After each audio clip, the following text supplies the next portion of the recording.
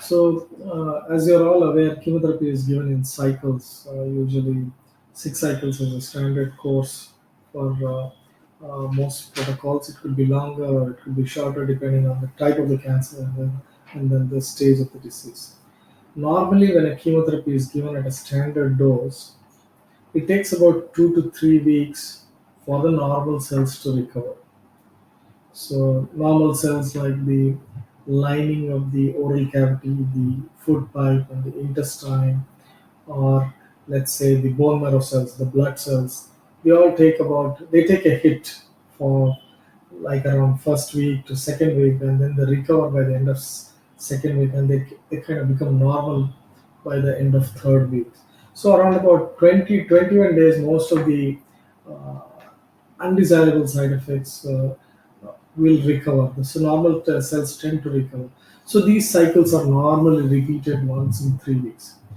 But that's a standard protocol. There are some protocols wherein the doses are given at a lesser dose, and then the protocol becomes weekly ones, like when 15 days or fortnightly ones, or it could become monthly ones. So it depends on the type of drug and how fast the normal cells recover. When I say normal cells, mainly we are looking at the lining of the GI tract and then the blood and the bone marrow cells. Of course, hairs take a little bit more longer time. So whenever a hair fall happens, uh, it would take some time after stopping the chemotherapy for the hairs to grow back normally.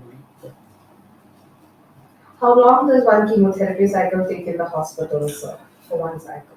So most of the treatment, more than 90% of the treatment, uh, on an average, if you look at it, they fall in the 3 to 5 hour category. So some of them are very short. They're short infusions like 30 minutes or even 1 hour, 2 hours.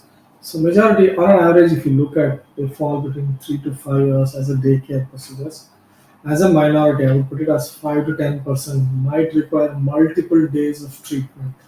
So they may come on day one, day two, day three for continuous treatment, sometimes even for 5 days.